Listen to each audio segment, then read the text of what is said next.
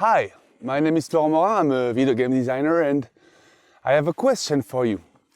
What do your heroes say about you? I came to ask myself that after I read this book, The Monkey Wrench Gang by Abbey. It's a novel released in 1975 that quickly became a reference for environmental activists, to the point that it inspired an entire movement. It tells the story of 4 characters who want to stop companies from spoiling the untouched American wilderness. So naturally they band together and they start fucking things up. They sabotage bulldozers, destroy drilling machines, and yeah, they even bomb a bridge or 2. It's a thrilling story, filled with car chases, manhunts in the desert, and beautiful descriptions of landscapes that at the time remained almost untouched. But what struck me as a little weird are the personalities and the motivations of the 4 gang members.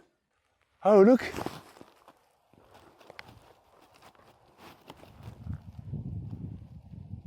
First, you've got George A. Duke.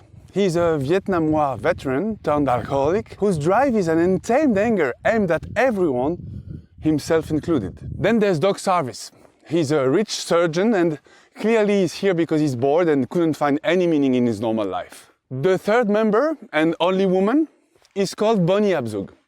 But she's mainly described as being beautiful or being Doc's wife, or later in the book being George's wife, so I couldn't tell you why she's here really. And lastly there's Seldom Seen Smith, and he seems a little bit more connected to environmental motivations than the rest of the crew. But it's hard to say really, because he's got about as much charisma as a dead coyote.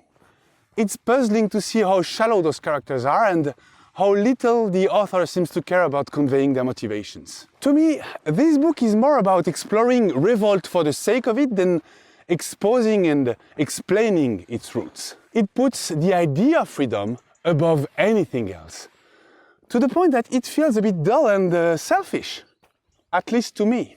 So I was surprised to learn that the Monkey Wrench Gang actually inspired the founders of Earth First, an American radical ecology movement. Then I read about the rest of Abbey's writing and, well, to be honest, he comes across as a misanthropic, sexist and generally ideologically right-wing. Not exactly the kind of person I'd take as a source of inspiration. That's another question I'll have to answer while writing Ithaca, our game about ecological resistance and direct action. Does the Monkey Wrench Gang resonate with Penelope, our main character?